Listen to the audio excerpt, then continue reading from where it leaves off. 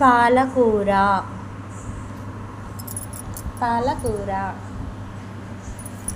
చుక్కకూర,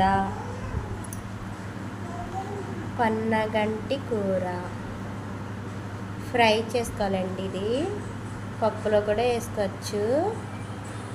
ఇదేమో కరివేపాకు, ఫ్రెష్ కరివేపాకు చెట్టుది.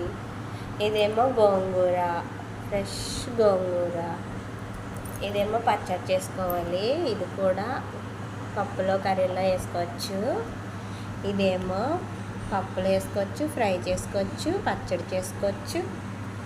ఇదేమో ఫ్రై చేసుకోవచ్చు, పప్పులో వేసుకోవచ్చు, చికెన్లో వేసుకోవచ్చు, అన్నిటిలో వేసుకోవచ్చు. ఇది కూడా సేమ్. ఇవన్నీ బ్లడ్ పడతాయంటండి తింటే. మీరు కూడా తినండి.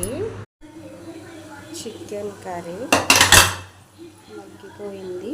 ఇది కూడా మగ్గిపోయింది.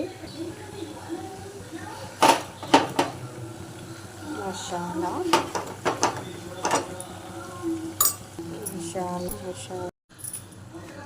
కారం,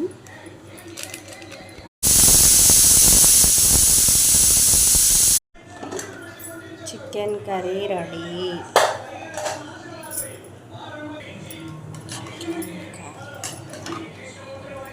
కారం చికెన్ కర్రీ రెడీ అయిపోయింది.